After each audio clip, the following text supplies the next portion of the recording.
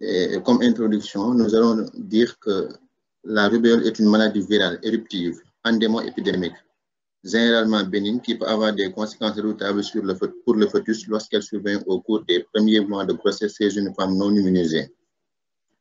Pour ce qui est des intérêts sur le plan épidémique, c'est une maladie bénigne qui atteint souvent la deuxième enfance. Le diagnostic est essentiellement basé sur la détection d'IgM spécifique et la gravité est liée au fait que la rubéole constitue la première pathologie infectieuse responsable d'embryophétopathie à cause de son pouvoir tératogène, surtout lorsqu'elle est contractée au premier trimestre de la grossesse. Pour rappel physiopathologique, le virus de la rubéole se transmet essentiellement par voie aérienne en cas de contact avec une personne porteuse du virus, qu'elle présente ou non des symptômes caractéristiques de l'infection. Une personne infectée est contagieuse de la semaine qui précède le début de l'éruption cutanée jusqu'à plusieurs jours après le début de l'éruption cutanée. La contamination est liée par les gouttelettes de salive provenant des voies aériennes supérieures dans les situations suivantes. En cas de toux, d'éternuement, de moussage ou de contact par des mains souillées par la salive, lors de contacts étroits avec des personnes infectées, par le contact avec les objets contaminés. Ce virus peut également traverser le placenta et donner la rubéole congénitale. Toujours sur le plan physiopathologique, la rubéole débutera par une invasion des voies respiratoires supérieures sans suivre une virémie et la dissémination du virus en différents sites, dont le placenta. Le fœtus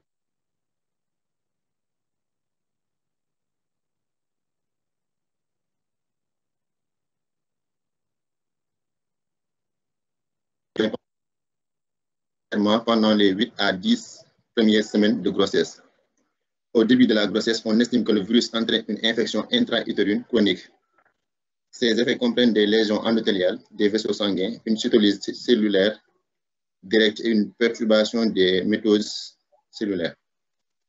Comme type de description, nous allons choisir la primo-infection rubéoleuse, autrement appelée rubéole acquise. L'infection peut être asymptomatique dans 50% des cas. Le début est marqué par une sémiologie présente à la phase d'invasion qui est variable, discrète, voire absente chez les jeunes enfants. Il n'y a pas de catarrhe qui construit le diagnostic différentiel avec la rougeole. Elle peut comporter une fièvre, des céphalées, des adénopathies, des courbatures et dure en moyenne une semaine.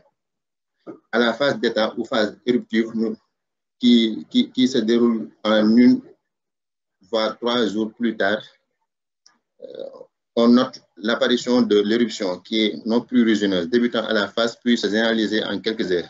Elle touche la face et le tronc, où elle prédomine en général sur le bas du dos et les fesses. Elle est discrète et inconstante sur l'abdomen et les membres. Elle épargne la paume et les plantes et le cuir chevelu.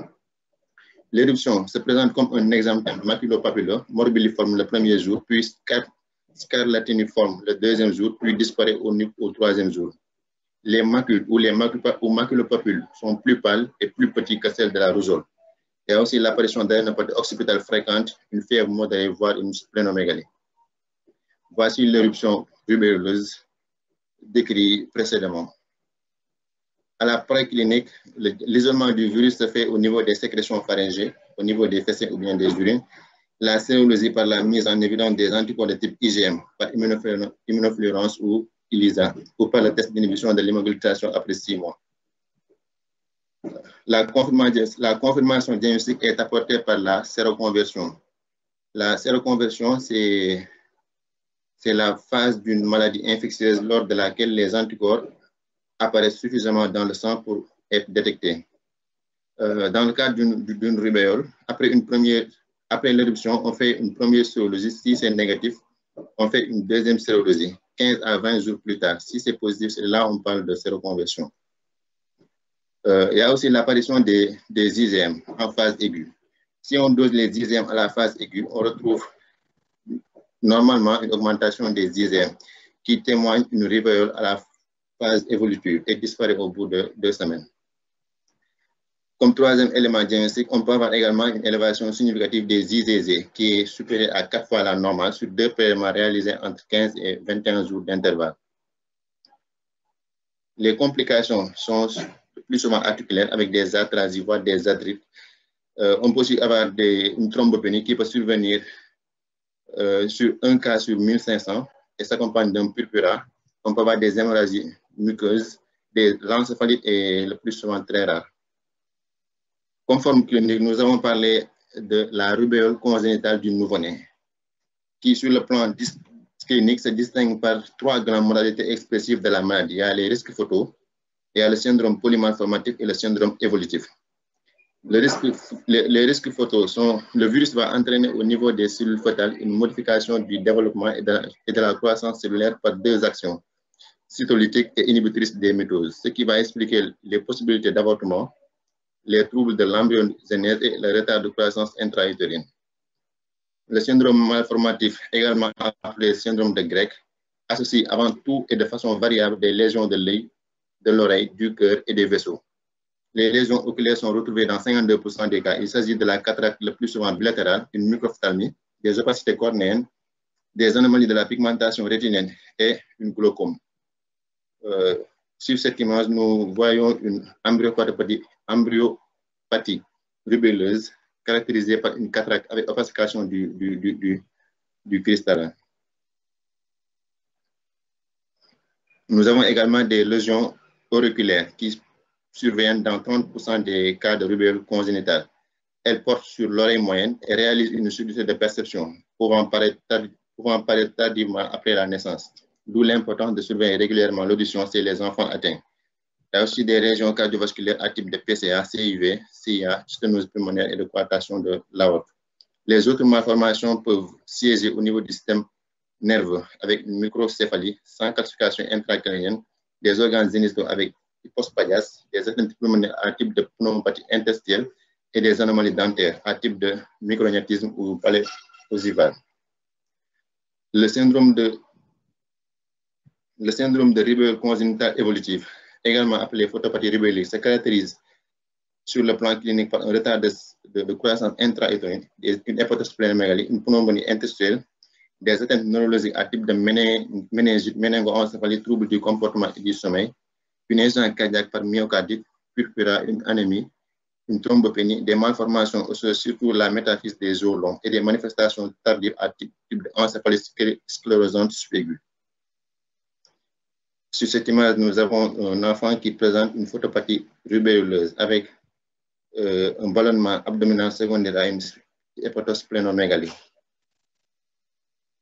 Sur le plan clinique, paraclinique, la recherche d'ADN viral par PCR permet le diagnostic précoce dans le sang fœtal ou le liquide amniotique. Le diagnostic anténatal étant possible entre la 22e et la 23e semaine d'aménorrhée par dosage d'anticorps spécifiques de type IgM. Si l'infection maternelle avant 12 semaines d'aménorrhée, le risque malformatif est majeur. Dans ce cas, une indication de faire un IVG. Si l'infection maternelle est entre 12 et 20 semaines d'aménorrhée, il y a un risque de surdité. Comme deuxième forme clinique, c'est le type de description que nous avons utilisé tantôt. Maintenant, on va parler d'une CAT devant une suspicion de rubéole chez la femme enceinte. Devant toute femme enceinte, il faut réaliser une sérologie IgG lors de la première trimestre de grossesse.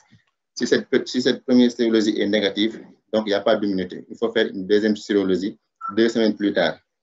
Si cette deuxième sérologie est positive, on parle de primo-infection rubéolique évolutive. L'interruption de grossesse est indiquée dans ce cas. Par contre, si la deuxième sérologie est négative, il n'y a pas de rubéole, la patiente est à surveiller et à vacciner en fin de grossesse.